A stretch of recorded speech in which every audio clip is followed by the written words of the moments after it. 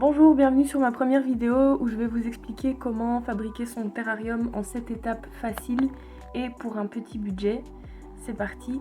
Alors au niveau de la liste de matériel, pas d'inquiétude, la liste peut paraître longue mais je vais vous expliquer comment vous pouvez vous fournir le matériel nécessaire assez facilement. Il vous faudra de la terre ou du terreau, des petits cailloux, des plantes bien évidemment, de la mousse, un bocal, un spray à eau, des mouchoirs, des longues pinces et des décorations pourvu qu'elles soient naturelles. Alors la terre et les cailloux, enfin le terreau, moi je les ai achetés chez Jardiland, mais les trouver dans la nature c'est aussi possible, c'est tout à fait ok, le terrarium n'est pas de moins bonne qualité pour autant.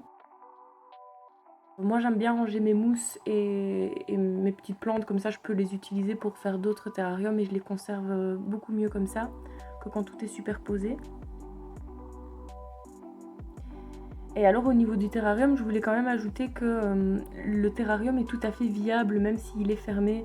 Voilà, parce que le taux d'humidité à l'intérieur d'un terrarium est de 100%. Donc les plantes transpirent beaucoup moins à l'intérieur du terrarium et il y a beaucoup moins besoin de les arroser. Genre 1 ou 2 fois par an, c'est tout à fait suffisant. Et en plus avec la photosynthèse, si vous les mettez à la lumière, elles fabriquent elles-mêmes leur oxygène. Donc c'est quand même vachement bien foutu.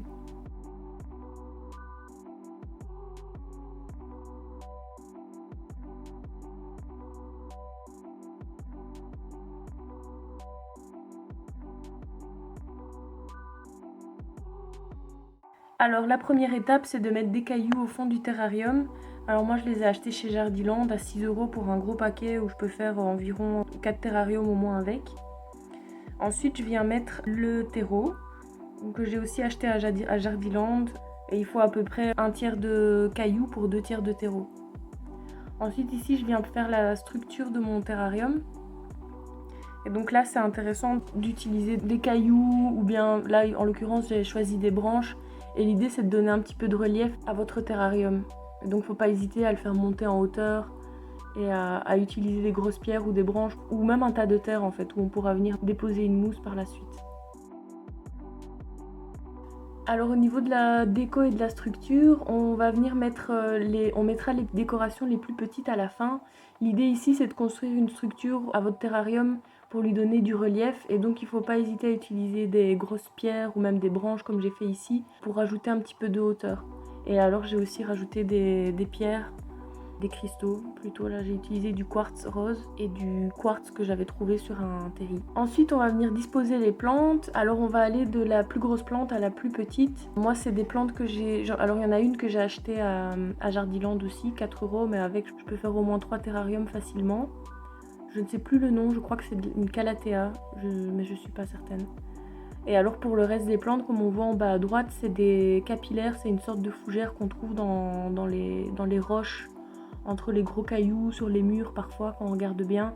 Elles sont assez coriaces et dans un terrarium elles prennent assez bien en général les fougères, parce que c'est des plantes qui survivent plutôt bien en milieu humide. Je ferai une vidéo pour montrer un petit peu les spots où on peut trouver des plantes sympas à mettre dans les terrariums et qui sont tout à fait viables. La plupart du temps, je les trouve sur les terris ou dans les forêts, mais on en trouve aussi au bord des routes.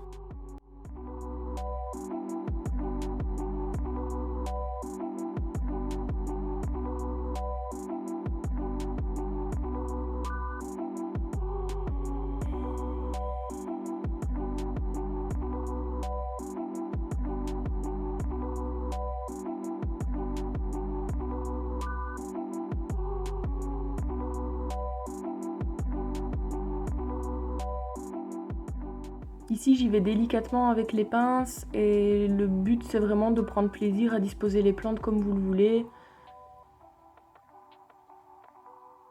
Ça c'est une plante que j'ai trouvée tout naturellement dans le jardin de ma coloc et elle était très jolie avec des reflets rouges, roses.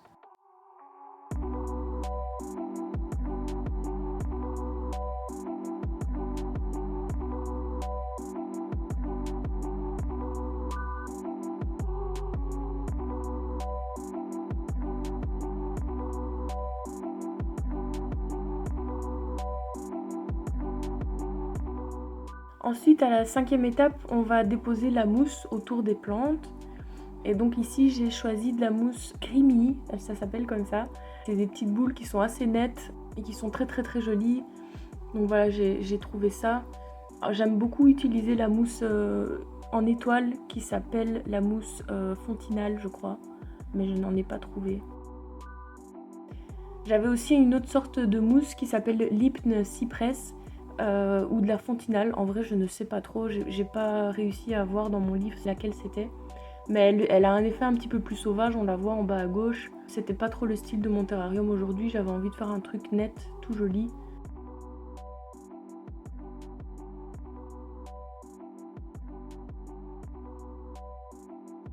Ici, je viens déposer les mousses et je fais ressortir les feuilles qui se sont déposées en dessous des mousses pour ne pas que les plantes soient écrasées.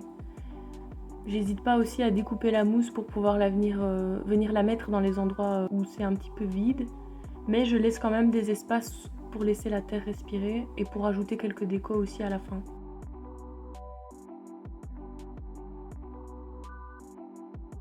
La mousse sert aussi à faire tenir les plantes qui parfois sont un petit peu... Bon, ici ça va parce que l'ouverture du bocal en tout cas est assez large, mais la mousse sert aussi à faire tenir la plante et à solidifier sa tige.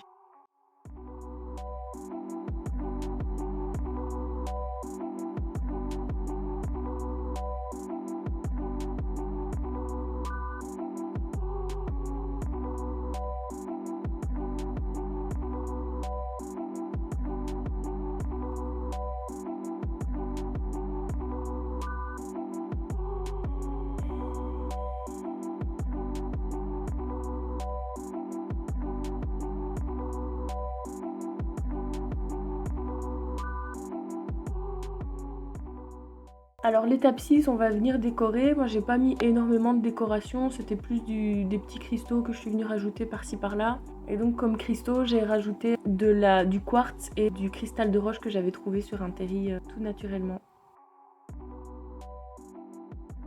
Ici on va venir nettoyer les parois et donc j'utilise un spray avec une pression assez forte pour pouvoir venir enlever tous les résidus de terre que j'arriverai pas à atteindre avec le mouchoir.